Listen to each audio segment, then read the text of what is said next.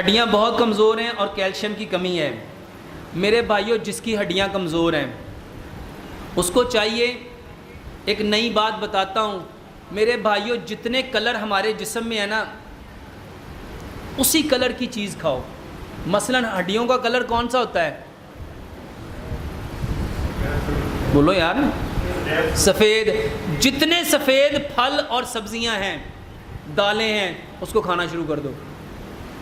مشکل ہے کہ آسان ہے؟ اس کو کہتے ہیں کلر تھراپی۔ اس کو کیا کہتے ہیں؟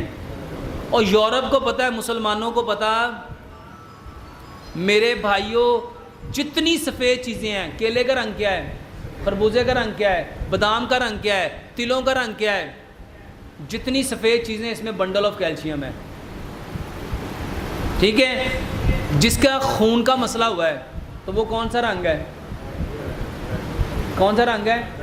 جتنے سرخ رنگ کی چیزیں بھائی جان اس کو کھانا شروع کر دو۔ اگر اپنے آپ کو چاہتے ہو تر و تازہ ہونا، سرسبز و شاداب ہونا، تو میرے بھائیوں رب تعالیٰ نے ساری سبزیوں میں سب سے زیادہ کلر کون سا رکھا ہے؟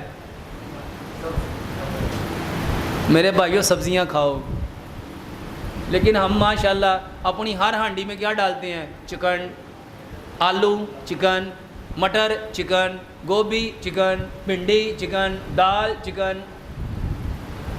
تو میرے بھائیوں جس کلر کا کوئی پرابلم ہے تو کیلشیم کی کمی کے لیے سفید رنگ کی جتنے چیزیں ہیں، سفید رنگ کے جتنے پھل ہیں، سفید رنگ کی جتنی اجناس ہیں، سفید رنگ کے جتنے ڈرائی فروٹس ہیں، سارے کھاؤ، ہڈیوں کو مضبوط کریں گے۔